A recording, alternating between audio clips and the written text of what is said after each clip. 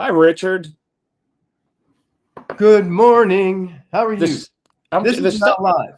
Yeah, it is the stuff you find on your kitchen island. I have no idea what this is.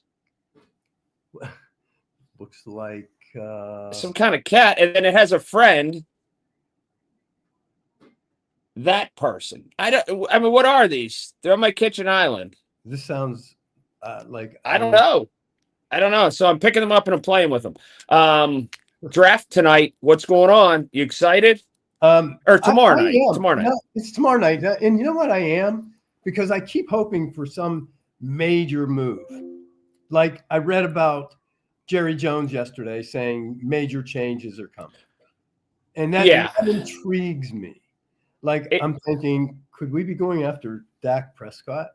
Would he do that because he just traded for Trey Lance? But these are the kind of romanticized thoughts that I have, right? And hopeful. And then I look at, Omar, and he's capable of anything. He really is. If this were just Kevin Colbert, I would say don't count on anything surprising. But this is Kevin Colbert V2. Well, here's the thing. Go back to your first point. When you hear that Jerry Jones is like in the works for a move and all of that stuff, Yeah. do you think of George Pickens? Is that what comes to mind? No, I think more TJ Watt. Oh, I don't know about that. I'm telling you, I just feel that for some reason I really wish I'd see more commitment to TJ, and I'm not seeing it, which tends to make me believe that maybe there could be something. I mean, I think anything's open. If for example, I call you and I just come out of the blue with something I didn't even think of, but then when I approach you with it, and you go, wow, I didn't know that was a possibility. I didn't know that you'd consider dealing TJ, or I didn't know you'd consider dealing George Pickens. So sometimes we make assumptions, but we get in the moment, and draft day it's like a chess game. And I love it. I love the first round. I really do. I like the first round because I like to see these kids have their hopes and dreams fulfilled. And I like to see when they walk on the stage and all that stuff. The kind of the suit and the dressing and all that, at pomp and circumstance, sometimes it can be too much, but it is what it is. People are happy because they reached the pinnacle of their career. And I don't understand, or they have an opportunity to reach the highest level. And I think that's pretty neat. I think it's cool. I also do like the pomp and circumstance. Obviously. Yes. I mean, come on. So I do like it. And I just think it's such a great event. And I really think Roger Goodell has done such a great job evolving into what it is today. I really do. Can I tell you that anybody that's a Roger Goodell detractor, I don't understand. He's made football relevant 365 days a year. There's labor peace. Yep. And we are a nation that just can't get enough of his product. I don't understand how you could say anything bad about the guy. Well, I mean, he's well compensated. I think the NFL pays him $40 million a year, but he produces for that because there is really nobody. I mean, his vision is what's created all of this. You start talking about, well, why the Steelers playing in Ireland? Sounds ridiculous, but it's not. It's ridiculous today, but it won't be ridiculous 10 years from now, as that evolves also, and building their own audience there and a European audience. I mean, it's really a big deal, and I'm really happy to see it happen, because otherwise, what do you get behind? The Pittsburgh Pirates? Well, no, I said too, what Roger Goodell has done, people will study sports 100 years from now and go back to this. He has made the non-games relevant. The draft, the combine, the schedule release. He has made things that aren't the game. He's got one more to go. He's got one more. What's that? He's got one more challenge. He has to make the Pro Bowl relevant. I think he'd just as soon abandon it before he can make it relevant. And I agree with that. And that would be an evolution that I think needs to happen. It is silliness. They've tried all the different sort of ways that they can try to make it relevant, and they can't, so probably abandon it. But I think he's done a masterful job. Yeah, I do too. And I would say abandon it because of the success of the other things. So you add a game, right? Hmm. Or 17 games, talking about 18. Should So be. so now the dollars go up. Now we're going to pay players more. And now we have more risk if there's an injury in the Pro Bowl. So nobody wants to play a real game because they worry about now the other 17 or 18, right? And they're making more money. Why would I want to play in a Pro Bowl? Just honor me. Just call me a Pro Bowl player. That's it. I get you. Same thing. Just put a designate next to my name, Yep. and I could use it on my resume. Now, Yep. the draft. Do you like that it's just the first round, then 2 and 3, and then the rest of the draft? Do you like that it's spread out over as many days as it is? Um, I do. I do. Because people are like, what will they get through? They'll get the complete first round tonight, right? Or Tomorrow, tomorrow. yeah. Yeah, they'll get the complete first round. So I think, and that's what everybody really wants to see. I get into the Derek Harmon's defensive line. Have you seen this guy play?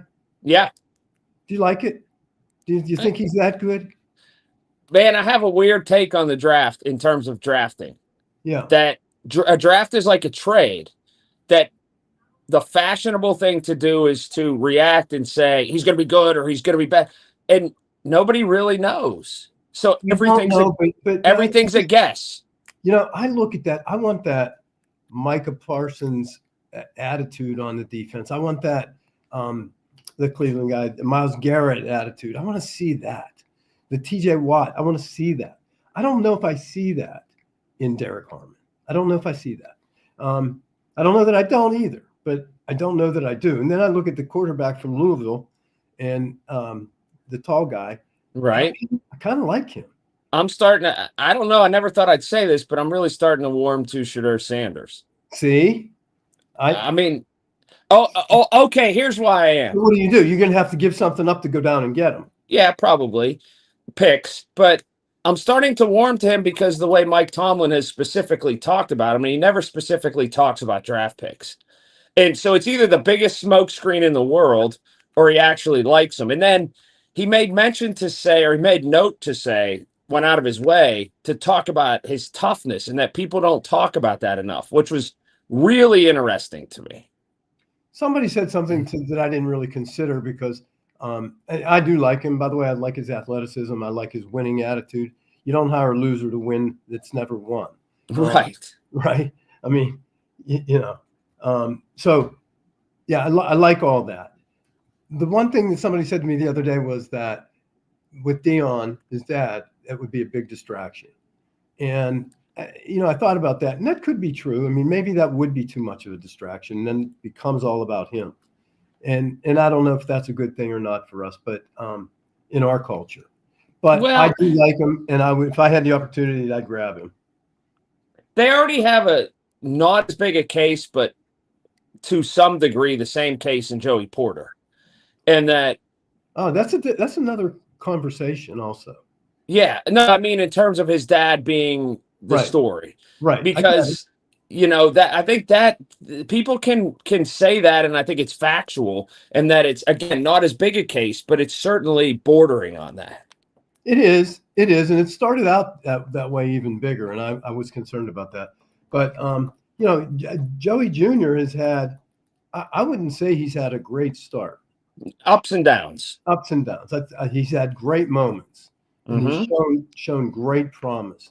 But again, that's why they're rookies. That's why they're first year, second year guys, because that's an evolution also. That's a learning process. I also adopted a new phrase along those lines. Oh, tell me. The new phrase is telling is not teaching. Huh. Think about okay. Yeah, I'm trying to think about it here. Apply that to sports. You can have a great orator, and you can sit up in the top of at the head of the class and talk. But is that teaching? It's really not teaching. Okay, well, if telling is not teaching, right, then that leaves it open-ended for the logical question afterwards, which then is, what is teaching? I would say teaching breaks it down further. Teaching isn't a philosophy. Teaching is teaching. Teaching is X's and O's. Teaching is not talking, showing. Russ Grimm, Russ Grimm used to say, he didn't care. He'd tell his offensive line, look, I'm not going to teach you technique. I don't care. You know what the job is. Protect number 7. Period. That's your job. I don't care what you have to do. You can do cartwheels. I don't care what you have to do. Don't let them in. Well, I mean, this is very Eastern sort of Zen here that we're getting pretty deep into it. But okay, well, so let's go then back to the draft. Yes. Go. Okay, well, who's your quarterback? What are you going to do for quarterback position this year? Well, what are you going to do? This is the problem with the Pittsburgh Steelers. If I draft somebody in the first round or trade to draft somebody in the first round, you're asking me, they play from day one. You can't dilly-dally around.